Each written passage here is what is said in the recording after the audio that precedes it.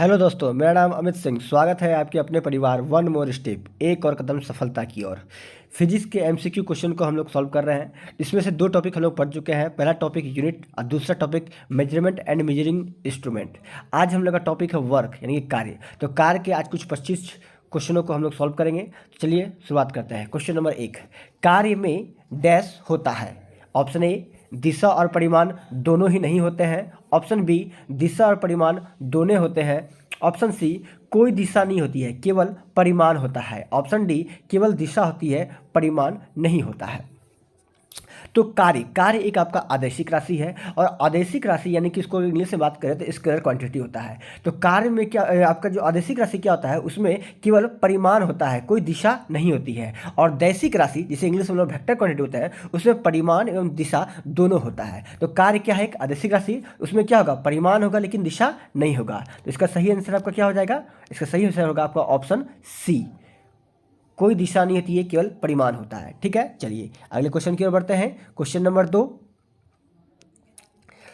निम्नलिखित में से किसमें केवल परिमाण होता है, दिशा नहीं होती है। तो अभी थोड़ी देर पहले आप लोगों को बताया मैं कि आदेशिक राशि उसमें आपका केवल परिमाण होता है, दिशा नहीं होता है, और दैशिक राशि में दोनों होता है। तो विस्थापन, ऑप्शन ए क्या है आपका विस्थापन, ऑप्शन बी क्या है आपका कार्य, ऑप्शन सी संवेग, और ऑप्शन डी बल।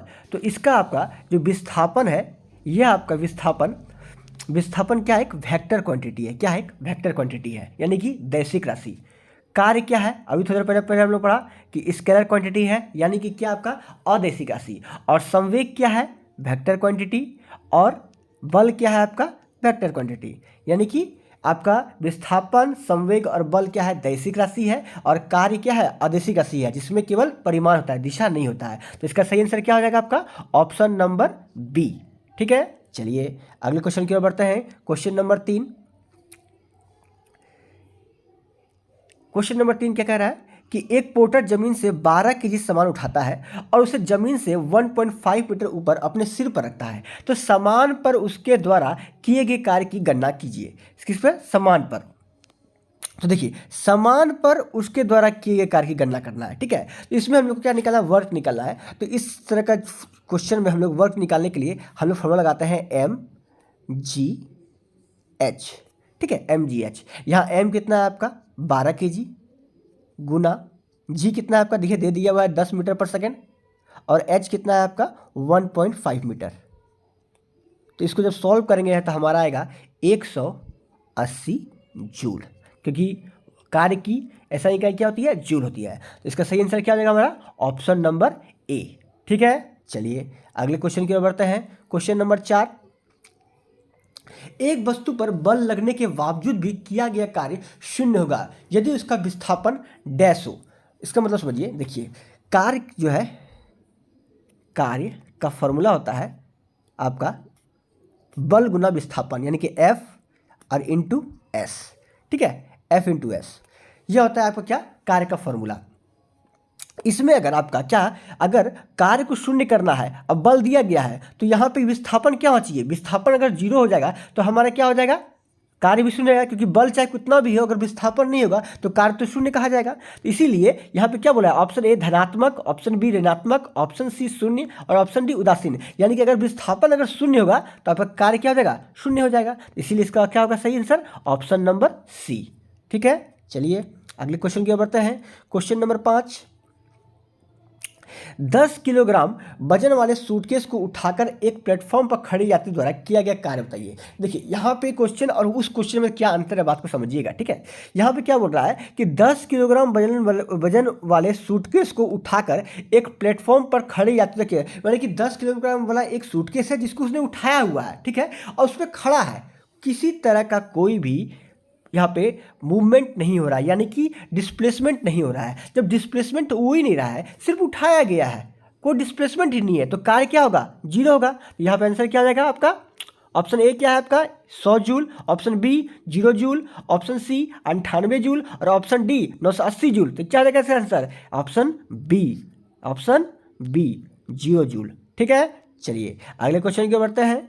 क्वेश्चन नंबर 6, जब कोई वस्तु बल की दिशा में 1 मिनट, यहाँ पे मिनट नहीं होगा, यहाँ पे मीटर होगा। ठीक है, यहाँ पे थोड़ा सा आप लोग करेक्शन कर लीजिएगा, यहाँ पे क्या होगा, मीटर होगा, मीटर।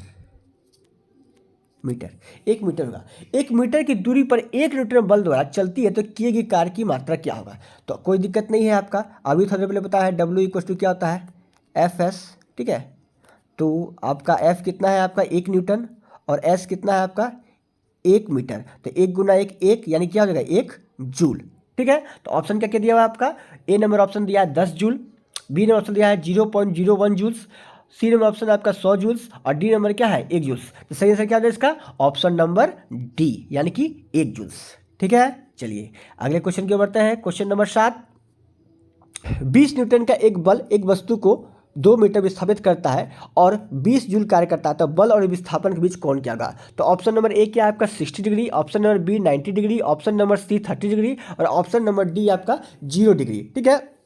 तो यहाँ पे बल कितना दिया हुआ है आपका 20 न्यूटन, विस्थापन कितना दिया हुआ है 2 मीटर और आपका कार्य कितना दिया हुआ है 20 जूल, ठीक है, यानी कि कार्य जो है 20 जूल है। तो हम लोग क्या जानते हैं W is equal to F S cos theta, अभी तक एफ एस बता रहे थे, ठीक है। एफ एस कॉस थीटा इसलिए लिखा होता है एफ एस कॉस थीटा है, यानी कि बल और विस्थापन के बीच लगने वाला कोण भी आपका इसमें होता है, ठीक है। क्योंकि एक समय ऐसा आता है जहाँ पे जो है बल और विस्थापन के बीच जो है 90 डिग्री होता है और 90 डिग्री का मान कॉस 90 का मान 0 होता है, जिसके कारण कार्य क्या होता है पूरा जो है 0 हो जाता है, ठीक है।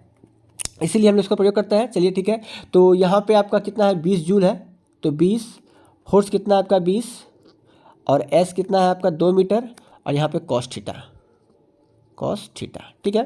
तो ये 20 और ये 20 तो कट गया, तो बचा क्या 1/2 is equal to cos theta.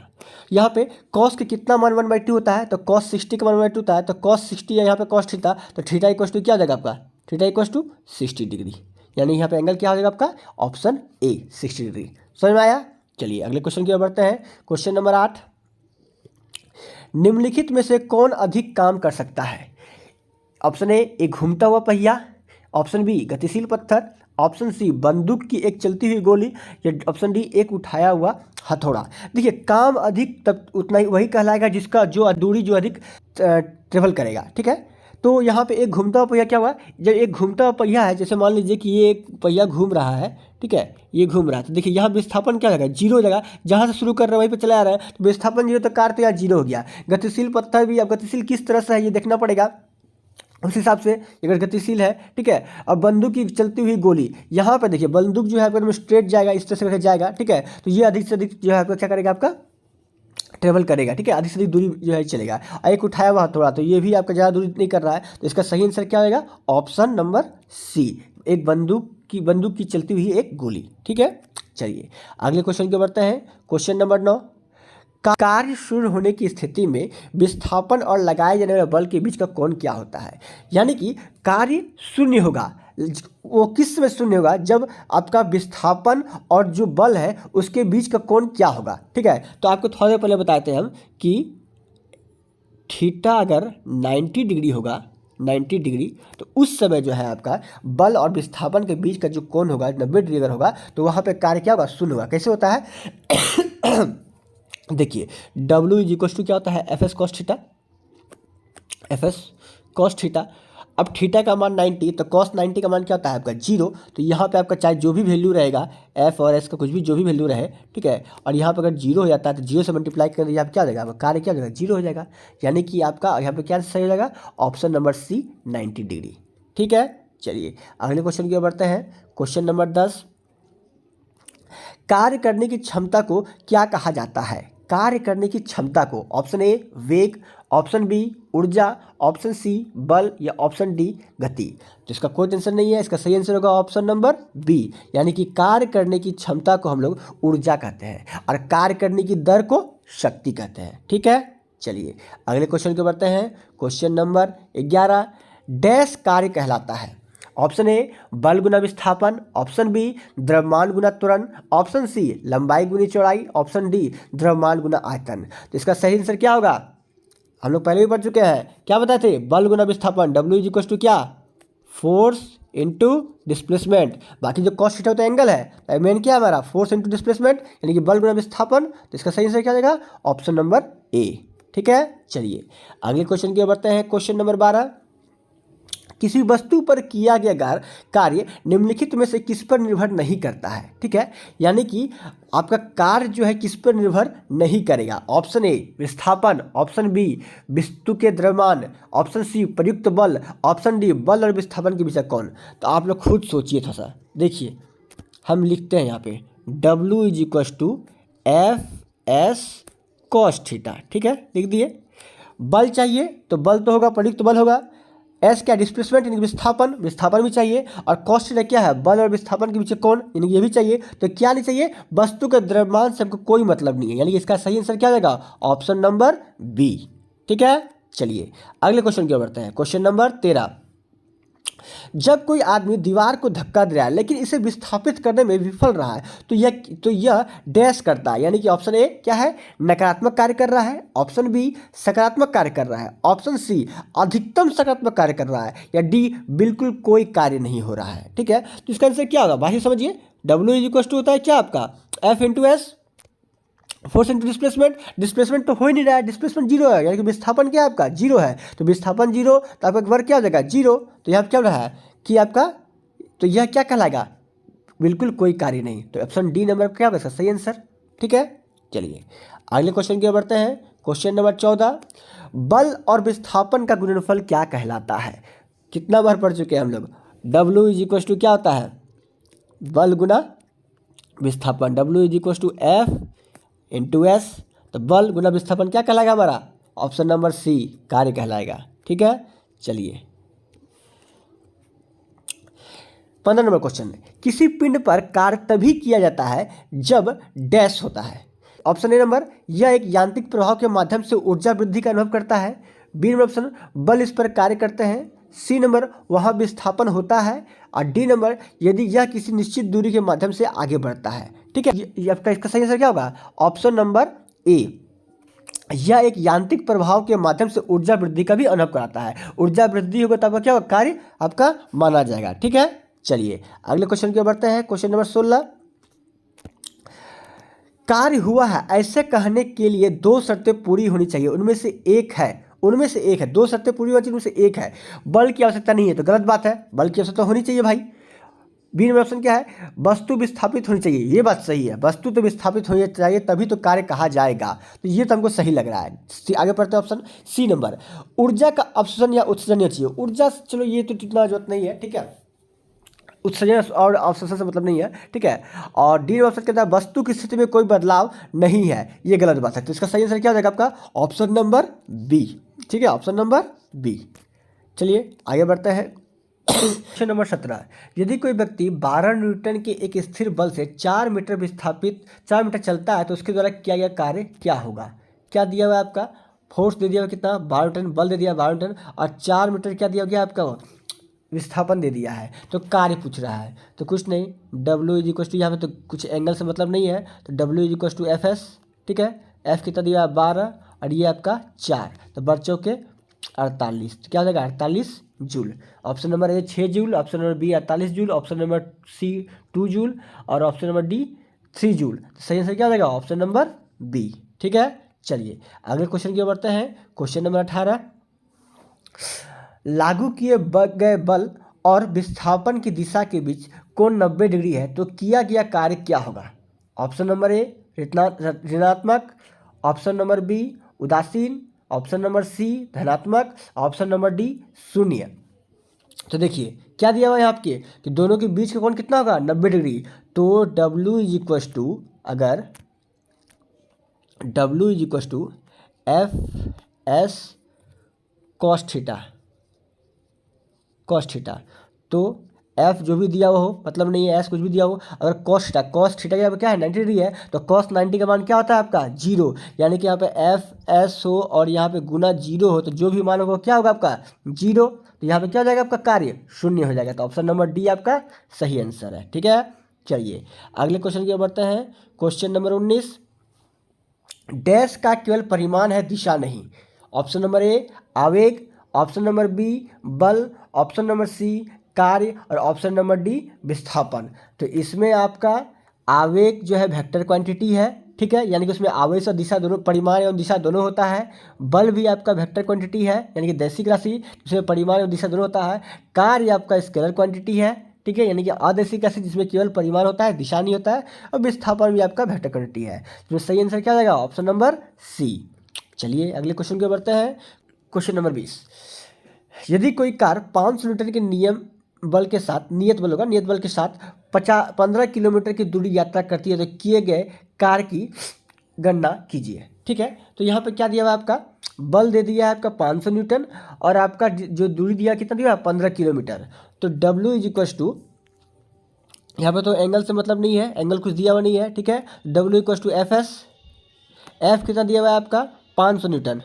तो 500 गुना S का दिया है 15 किलोमीटर, तो 15 गुने 1000, क्योंकि हम लोग मीटर में लेते हैं, यहाँ पे क्या है? किलोमीटर है। तो अब ये 15 पच्चे 75, और आपका 5 शून्य, 1 2 3 4 5, यानी कि ये वाला ऑप्शन नंबर सी आपका जो इसका सही आंसर हो जाएगा, ठीक है।